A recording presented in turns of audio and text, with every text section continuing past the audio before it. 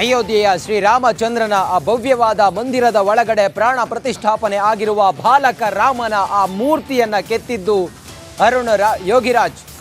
ನಮ್ಮ ಕನ್ನಡಿಗ ಮೈಸೂರಿನ ಅರುಣ್ ಯೋಗಿರಾಜ್ ಬಾಲರಾಮನ ಕೆತ್ತನೆಯ ಹಿಂದಿನ ಕಹಾನಿಯನ್ನ ಈಗ ತಿಳಿಸಿದ್ದಾರೆ. ಬೆಳ್ಳಿ ಸುತ್ತಿಗೆಯನ್ನ ಬಳಸಿ ಬಂಗಾರದ ಉಳಿಯನ್ನ ಬಳಸಿ ರಾಮನನ್ನ ಕೆತ್ತಿದ್ದಾರೆ. ಶ್ರೀರಾಮನನ್ನ ಬಾಲಕ ರಾಮನನ್ನ ಸುತ್ತಿಗೆ ಉಳಿ ಪೋಸ್ಟ್ ಮಾಡಿದ ಅರುಣ್ ಯೋಗಿರಾಜ್, ಇದೇ ಸಾಧನಗಳಿಂದ ಬಾಲರಾಮನ ದೈವ ಕಣ್ಣುಗಳನ್ನು ಕೆತ್ತನೆ ಮಾಡಲಾಗಿತ್ತು. ಅಯೋಧ್ಯೆ ಬಾಲರಾಮನ ಕೆತ್ತನೆ ಹಿಂದಿನ ಕಹಾನಿಯನ್ನ ಅರುಣ್ ಯೋಗಿರಾಜ್ ಅವರೀಗ ಹೇಳಿದ್ದಾರೆ. ಬಾಲಕ ರಾಮನ ಆ ಮೂರ್ತಿಯನ್ನ ಕೆತ್ತಿದ್ದು ಹೇಗೆ, ಸುತ್ತಿಗೆ ಮತ್ತೆ ಚಿನ್ನದ ಉಳಿಯನ್ನ ಬಳಸಿ ಕೆತ್ತಿದ್ದೆ ಅನ್ನೋದ್ರ ಬಗ್ಗೆ ಅರುಣ್ ಯೋಗಿರಾಜ್ ಅವರು ಫೋಟೋವನ್ನ ಸಾಮಾಜಿಕ ಜಾಲತಾಣದಲ್ಲಿ ಬಿತ್ತರಿಸಿ, ಇದೇ ಸಾಧನಗಳಿಂದ ಬಾಲಕ ರಾಮನ ದೈವ ಕಣ್ಣುಗಳನ್ನು ಕೆತ್ತನೆ ಮಾಡಲಾಗಿತ್ತು ಅನ್ನೋದನ್ನ ಹೇಳಿದ್ದಾರೆ. ಅಯೋಧ್ಯೆ ಬಾಲರಾಮನ ಕೆತ್ತನೆ ಹಿಂದಿನ ಕಹಾನಿಯನ್ನ ಈಗ ಕೆತ್ತಿರುವ ಶಿಲ್ಪಿ ಅರುಣ್ ಯೋಗಿರಾಜ್ ಅವರು ಬಿತ್ತರಿಸಿದ್ದಾರೆ. ಬೆಳ್ಳಿ ಸುತ್ತಿಗೆ ಮತ್ತು ಬಂಗಾರದ ಉಳಿಯನ್ನ ಬಳಸಿ ಬಾಲಕ ರಾಮನನ್ನ ಕೆತ್ತನೆ ಮಾಡಿದ್ದಾಗಿ ಅವರು ಹೇಳಿದ್ದಾರೆ. ಸುತ್ತಿಗೆ ಮತ್ತೆ ಉಳಿಯನ್ನ ಪೋಸ್ಟ್ ಮಾಡಿದ್ದಾರೆ ಅರುಣ್ ಯೋಗಿರಾಜ್. ಇದೇ ಸಾಧನಗಳಿಂದ ಬಾಲಕ ರಾಮನ ದೈವ ಕಣ್ಣುಗಳನ್ನು ಕೆತ್ತನೆ ಮಾಡಲಾಗಿತ್ತು ಅನ್ನೋದನ್ನ ತಿಳಿಸಿದ್ದಾರೆ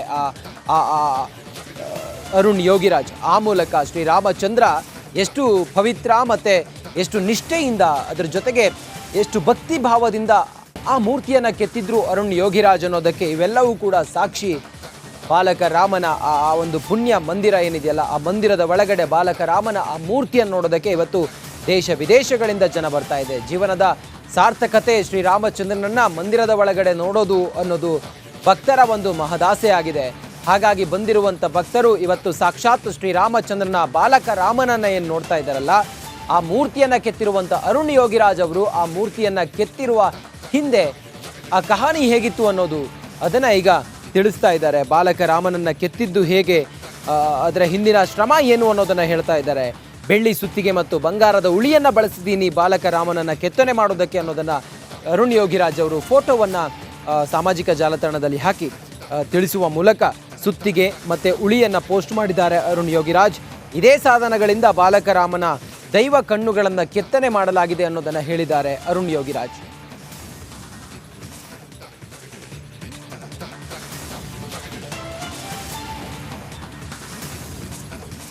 ಲೋಕಸಭೆ ಚುನಾವಣೆಗೂ ಮುನ್ನವೇ ಪ್ರಧಾನಿ ನರೇಂದ್ರ ಮೋದಿ ಅವರು ಬಿಗ್ ಪ್ಲಾನ್ ರೂಪಿಸಿಕೊಂಡಿದ್ದಾರೆ. ಏನಂದ್ರೆ ಲೋಕಸಭೆ ಚುನಾವಣಾ ಹೊಸ್ತಿಲಲ್ಲೇ ಸಿಎಎ ಜಾರಿಗೆ ತರಬೇಕು ಅನ್ನೋಂಥ ಪ್ಲಾನ್ ಒಂದು ಸಿದ್ಧಗೊಂಡಿದೆ.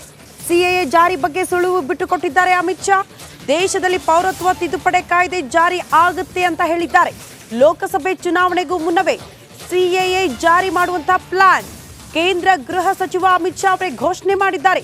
ವಿಪಕ್ಷಗಳ ವಿರೋಧಕ್ಕೆ ಗುರಿಯಾಗಿದೆ ಸಿಎಎ ಬಿಲ್. ಯಾರ ಪೌರತ್ವವನ್ನ ಕೂಡ ನಾವು ಕಿತ್ತುಕೊಳ್ಳಲ್ಲ ಅಂತ ಅಮಿತ್ ಶಾ ಅವರು ಸ್ಪಷ್ಟನೆ ಕೊಟ್ಟಿದ್ದಾರೆ. ಪೌರತ್ವದ ವಿಚಾರ ಇದು. ಸಿಎಎ ಆರಂಭದಲ್ಲೇ ದೊಡ್ಡ ಮಟ್ಟದ ವಿರೋಧ ವ್ಯಕ್ತವಾಯಿತು, ಪ್ರತಿಭಟನೆಗಳಾಯಿತು. ವಿಪಕ್ಷಗಳು ಇದನ್ನೇ ಅಸ್ತ್ರ ಮಾಡಿಕೊಂಡು ಯಾವ ರೀತಿ ತಪ್ಪು ಕಲ್ಪನೆಯನ್ನ ಜನರ ಮನಸ್ಸಿನಲ್ಲಿ ಮೂಡಿಸಿದ್ರು ಅನ್ನುವಂತಹ ವಿಚಾರವನ್ನ ಕೇಂದ್ರ ಸರ್ಕಾರ ಅಂದ್ರೆ ಸ್ವತಃ ಪ್ರಧಾನಿ ನರೇಂದ್ರ ಮೋದಿ ಅವರೇ ಈ ಬಗ್ಗೆ ತಪ್ಪು ಮಾಹಿತಿಯನ್ನ ವಿರೋಧ ಪಕ್ಷದವರು ಕೊಡ್ತಿದ್ದಾರೆ ಅನ್ನುವಂತಹ ವಿಚಾರವನ್ನ ಪ್ರಸ್ತಾಪ ಮಾಡಿದ್ರು. ಈಗ ಅದೇ ಸಿಎಎ ಲೋಕಸಭೆ ಚುನಾವಣಾ ಹೊಸ್ತಿಲಲ್ಲಿ ಜಾರಿಗೆ ತರುವಂತಹ ಪ್ಲಾನ್ ಆಗ್ತಾ ಇದೆ. ಈ ಬಗ್ಗೆ ಮತ್ತಷ್ಟು ಡೀಟೇಲ್ಸ್ ಅನ್ನ ಕೊಡ್ತಾ ಹೋಗ್ತಾರೆ ನಮ್ಮ ಪ್ರತಿನಿಧಿ, ದೆಹಲಿ ಪ್ರತಿನಿಧಿ ನಟೇಶ್ ನೇರ ಸಂಪರ್ಕದಲ್ಲಿ ಜಾಯಿನ್ ಆಗ್ತಿದ್ದಾರೆ. ನಟೇಶ್, ಸಿಎಎ ಬಗ್ಗೆ ಆರಂಭದಲ್ಲೇ ದೊಡ್ಡ ಮಟ್ಟದ ವಿರೋಧ, ಅಪಸ್ವರ, ವಿರೋಧ ಪಕ್ಷದವರು ಇದನ್ನೇ ಅಸ್ತ್ರ ಮಾಡಿಕೊಂಡು ತಪ್ಪು ಮಾಹಿತಿ ಜನರಿಗೆ ಕೊಡ್ತಿದ್ದಾರೆ ಅನ್ನೋದನ್ನ ಬಹಳ ಸ್ಪಷ್ಟವಾಗಿ ಈ ಹಿಂದೆ ಪ್ರಧಾನಿ ನರೇಂದ್ರ ಮೋದಿ ಅವರು ಕೂಡ ಪ್ರಸ್ತಾಪ ಮಾಡಿದ್ರು. ಈಗ ಲೋಕಸಭೆ ಚುನಾವಣೆಗೂ ಮುನ್ನವೇ ಸಿಎಎ ಜಾರಿಗೆ ತರ್ತೀವಿ ಅನ್ನೋಂಥ ಸುಳಿವನ್ನ ಸ್ವತಃ ಅಮಿತ್ ಶಾ ಅವರು ಕೊಡ್ತಿದ್ದಾರೆ. ಏನ್ ಬೆಳವಣಿಗೆ ಆಗಬಹುದು? ಶ್ರುತಿ, ಖಂಡಿತ ಏನು ಲೋಕಸಭಾ ಚುನಾವಣೆ ಹತ್ರ ಆಗ್ತಾ ಇದ್ದಂತೆ ಬಿಜೆಪಿ ಏನು ಕೇಂದ್ರ ಸರ್ಕಾರ ಕೊಟ್ಟಿದ್ದಂತಹ ಭರವಸೆಗಳನ್ನು ಎಲ್ಲವನ್ನು ಕೂಡ ಈಡೇರಿಸ್ತಾ ಬರ್ತಾ ಇರ್ತಕ್ಕಂಥದ್ದು. ಅಂದ್ರೆ ಜನತೆಗೆ ಕೊಟ್ಟ ಭರವಸೆಗಳಲ್ಲಿ ಪೌರತ್ವ ಕಾಯ್ದೆ ಕೂಡ ಒಂದಾಗಿತ್ತು. ಇದೀಗ ಪೌರತ್ವ ಕಾಯ್ದೆ ಬಗ್ಗೆ ಸ್ಪಷ್ಟ ಹೇಳಿಕೆಯನ್ನ ಕೊಡೋದಕ್ಕೆ ಅಮಿತ್ ಶಾ ಮುಂದಾಗಿರ್ತಕ್ಕಂಥದ್ದು.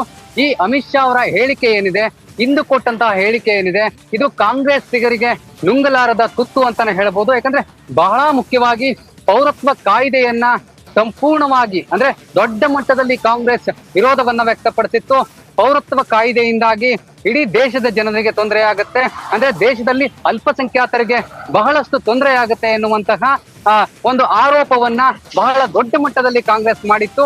ಇದೀಗ ಆ ಆರೋಪಗಳು ಎಲ್ಲದಕ್ಕೂ ಕೂಡ ಉತ್ತರ ಸಿಗ್ತಾ ಇದೆ ಅಂತಾನೆ ಹೇಳ್ಬೋದು. ಯಾಕಂದ್ರೆ ಬಹಳ ಮುಖ್ಯವಾಗಿ ಪೌರತ್ವ ಕಾಯ್ದೆಯ ಉಪಯೋಗ ಏನು ಮತ್ತೆ ಅದರಿಂದ ಯಾರಿಗೆ ತೊಂದರೆ ಆಗುತ್ತೆ ಅನ್ನೋದರ ಎಲ್ಲ ವಿಚಾರವನ್ನ ಇಂದು ಅಮಿತ್ ಶಾ ಅವರು ಹೇಳಿಕೆಯನ್ನ ಕೊಟ್ಟಿರ್ತಕ್ಕಂಥದ್ದು. ಅಂದ್ರೆ ಲೋಕಸಭಾ ಚುನಾವಣೆಗೂ ಮುನ್ನ ಅಂದ್ರೆ ಪೌರತ್ವ ಕಾಯ್ದೆಯನ್ನ ಜಾರಿಗೆ ತರ್ತೀವಿ ಎನ್ನುವಂತಹ ಸ್ಪಷ್ಟ ಹೇಳಿಕೆಯನ್ನ ಕೇಂದ್ರ ಸಚಿವ ಅಮಿತ್ ಶಾ ಅವರು ನೀಡಿರ್ತಕ್ಕಂಥದ್ದು. ಇಲ್ಲಿ ಇನ್ನೂ ಮುಖ್ಯವಾಗಿ ನಾವು ಯೋಚನೆ ಮಾಡಬೇಕು ಅಂತಂದ್ರೆ ಇನ್ನು ಪೌರತ್ವ ಕಾಯ್ದೆಯಿಂದ ಏನೆಲ್ಲ ಉಪಯೋಗಗಳಾಗ್ತವೆ ಎನ್ನುವಂತಹ ಹೇಳಿಕೆಯನ್ನ ಕೊಡ್ತಾ ಹೋಗ್ತಾ ಇರ್ತಕ್ಕಂಥದ್ದು ಬಹಳ ಮುಖ್ಯವಾಗುತ್ತೆ. ಇಲ್ಲಿ ಪ್ರಮುಖವಾಗಿ ಅಮಿತ್ ಶಾ ಅವರ ಹೇಳಿಕೆ ಕಾಂಗ್ರೆಸ್ಸಿಗರಿಗೆ ಒಂದು ರೀತಿ ಆತಂಕವನ್ನ ಉಂಟು ಮಾಡಿದೆ ಅಂತಾನೆ ಹೇಳ್ಬೋದು.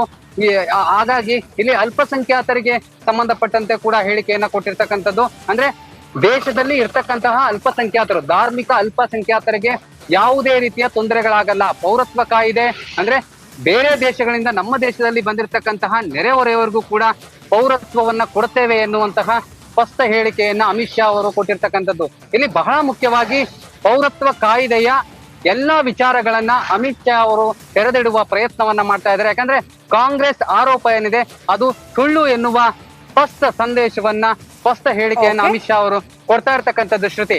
ಓಕೆ ನಟೇಶ್, ಧನ್ಯವಾದಗಳು ತಮ್ಮೆಲ್ಲ ಮಾಹಿತಿಗೆ. ದಕ್ಷಿಣ ಕನ್ನಡದ ಮಂಗಳೂರಿನಲ್ಲಿ ಶ್ರೀರಾಮನಿಗೆ ಅವಹೇಳನ ಆರೋಪದ ಹಿನ್ನೆಲೆ ಜೆರೋಸಾ ಶಿಕ್ಷಣ ಸಂಸ್ಥೆಗೆ ಪೋಷಕರು ಮುತ್ತಿಗೆ ಹಾಕಿದ್ದಾರೆ. ಮಂಗಳೂರಿನಲ್ಲಿ ರಾಮನಿಗೆ ಶ್ರೀರಾಮಚಂದ್ರನಿಗೆ ಅವಹೇಳನ ಮಾಡಿದ್ದಾರೆ ಅನ್ನುವ ಆರೋಪದ ಹಿನ್ನೆಲೆಯಲ್ಲಿ ಜೆರೋಸಾ ಶಿಕ್ಷಣ ಸಂಸ್ಥೆಗೆ ಪೋಷಕರು ಮುತ್ತಿಗೆಯನ್ನ ಹಾಕಿರುವ ಘಟನೆ ನಡೆದಿದೆ. ಮುತ್ತಿಗೆ ಹಾಕಿ ಆಕ್ರೋಶವನ್ನು ಹೊರಹಾಕಿದ್ದಾರೆ ಪೋಷಕರು. ಮಂಗಳೂರಿನಲ್ಲಿ ಶಾಲಾ ಶಿಕ್ಷಕಿಯಿಂದ ರಾಮನ ಅವಹೇಳನ ಆರೋಪ. ಶಾಲಾ ಶಿಕ್ಷಕಿಯೊಬ್ಬರು ಶ್ರೀರಾಮನಿಗೆ ಅವಹೇಳನ ಮಾಡಿದ್ದಾರೆ ಅನ್ನೋ ಕಾರಣಕ್ಕೋಸ್ಕರ ಪೋಷಕರೆಲ್ಲರೂ ಕೂಡ ಜೆರೋಸಾ ಶಿಕ್ಷಣ ಸಂಸ್ಥೆಗೆ ಮುತ್ತಿಗೆ ಹಾಕಿದ್ದಾರೆ. ಮುತ್ತಿಗೆ ಹಾಕಿ ಆಕ್ರೋಶವನ್ನು ಹೊರಹಾಕಿದ್ದಾರೆ ಮಕ್ಕಳ ಪೋಷಕರು. ಜೆರೋಸಾ ಶಿಕ್ಷಣ ಸಂಸ್ಥೆಯಲ್ಲಿ ಶಿಕ್ಷಕಿಯೊಬ್ಬರು, ಶಾಲೆಯ ಶಿಕ್ಷಕಿಯೊಬ್ಬರು ನಮ್ಮೆಲ್ಲರ ಆರಾಧ್ಯ ದೈವ ಶ್ರೀರಾಮಚಂದ್ರನಿಗೆ ಅವಹೇಳನ ಮಾಡಿದ್ದಾರೆ ಅನ್ನೋ ಕಾರಣಕ್ಕೋಸ್ಕರ ಪೋಷಕರು ಮಂಗಳೂರಿನ ಜೆರೋಸಾ ಶಿಕ್ಷಣ ಸಂಸ್ಥೆಗೆ ಮುತ್ತಿಗೆ ಹಾಕಿ ಆಕ್ರೋಶವನ್ನು ಹೊರಹಾಕಿದ್ದಾರೆ. ನಮ್ಮೆಲ್ಲ ಭಾವನೆಗಳಿಗೆ ಇವರು ಚ್ಯುತಿ ತಂದಿದ್ದಾರೆ, ಅವಹೇಳನ ಮಾಡಿದ್ದಾರೆ ಶ್ರೀರಾಮನಿಗೆ ಅವಹೇಳನ ಮಾಡುವ ಮೂಲಕ ಅನ್ನೋ ಕಾರಣಕ್ಕೋಸ್ಕರ ಜೆರೋಸಾ ಶಿಕ್ಷಣ ಸಂಸ್ಥೆಗೆ ಪೋಷಕರು ಮುತ್ತಿಗೆ ಹಾಕ್ತಾ ಇರುವಂಥ ದೃಶ್ಯ. ಜೆರೋಸಾ ಶಿಕ್ಷಣ ಸಂಸ್ಥೆ ನೀವು ಗಮನಿಸ್ತಾ ಇದ್ದೀರಲ್ಲ, ಮಂಗಳೂರಿನಲ್ಲಿರುವಂಥ ಶಿಕ್ಷಣ ಸಂಸ್ಥೆ. ಇನ್ನು ಈ ಘಟನೆ ಆಗ್ತಾ ಇದ್ದಂತೆ ಪೋಷಕರೆಲ್ಲರೂ ಕೂಡ ಜೆರೋಸಾ ಶಿಕ್ಷಣ ಸಂಸ್ಥೆಗೆ ಬಂದು ಆಕ್ರೋಶವನ್ನು ಹೊರಹಾಕಿ ಮುತ್ತಿಗೆ ಹಾಕ್ತಾ ಇದ್ದಂತೆ ಕಾಂಗ್ರೆಸ್ನ ಮುಖಂಡರಾಗಿರುವ ಐವಾನ್ ಡಿಸೋಜಾ ಅವರು ಸ್ಥಳಕ್ಕೆ ಹೋಗಿ ಅಲ್ಲಿ ಪರಿಶೀಲನೆ ಮಾಡಿದ್ದಾರೆ ಮತ್ತು ಏನಾಗಿದೆ ಅನ್ನೋದರ ಮಾಹಿತಿಯನ್ನು ಪಡ್ಕೊಂಡಿದ್ದಾರೆ.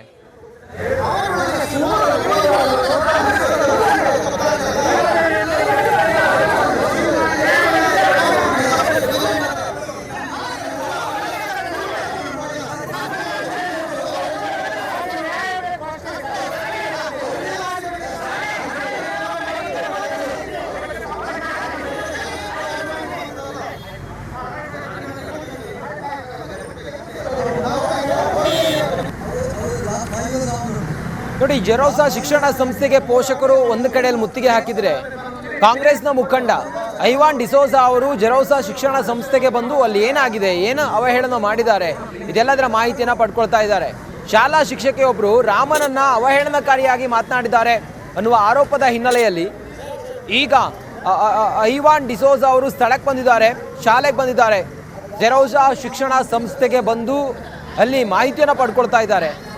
ಮಂಗಳೂರಿನ ಜೆರೋಸಾ ಶಿಕ್ಷಣ ಸಂಸ್ಥೆ ಶ್ರೀರಾಮಚಂದ್ರನಿಗೆ ಅವಹೇಳನಕಾರಿಯಾಗಿ ನಡೆದುಕೊಂಡಿದೆ ಅನ್ನೋದು, ಶಾಲಾ ಶಿಕ್ಷಕಿಯೊಬ್ಬರು ಅವಹೇಳನಕಾರಿಯಾಗಿ ಮಾತನಾಡಿದ್ದಾರೆ ಅಂತೇಳಿ ಆ ಶಾಲೆಯಲ್ಲಿ ಕಲಿತಾ ಇದ್ದಂಥ ಮಕ್ಕಳ ಪೋಷಕರೇನಿದ್ದಾರೆ ಅವರಿಗೆ ಮಾಹಿತಿ ಗೊತ್ತಾಗಿತ್ತು. ತಕ್ಷಣಕ್ಕೆ ಪೋಷಕರು ಜೆರೋಸಾ ಶಿಕ್ಷಣ ಸಂಸ್ಥೆಗೆ ಬಂದಿದ್ರು, ಅಲ್ಲಿ ಗಲಾಟೆ ಮಾಡಿದ್ದಾರೆ, ಶಾಲೆಗೆ ಮುತ್ತಿಗೆ ಹಾಕುವ ಪ್ರಯತ್ನ ಮಾಡಿದ್ದಾರೆ. ಪರಿಸ್ಥಿತಿ ಬಿಗುವಿನ ಹಂತಕ್ಕೆ ತಲುಪ್ತಾ ಇದ್ದಂತೆ ಕಾಂಗ್ರೆಸ್ನ ಮುಖಂಡ ಐವಾನ್ ಡಿಸೋಜಾ ಅವರು ಆ ಸ್ಕೂಲ್ಗೆ ಬಂದಿದ್ದಾರೆ, ಶಿಕ್ಷಣ ಸಂಸ್ಥೆಗೆ ಬಂದು ಮಾಹಿತಿಯನ್ನು ಪಡ್ಕೊಂಡಿದ್ದಾರೆ. ಐವಾನ್ ಡಿಸೋಜಾ ಅವರ ವಿಜುವಲ್ ಗಮನಿಸ್ತಾ ಇದ್ದೀರಲ್ಲ, ಸ್ಥಳಕ್ಕೆ ಬಂದು ಶಾಲೆಗೆ ಬಂದು ಏನಾಗಿದೆ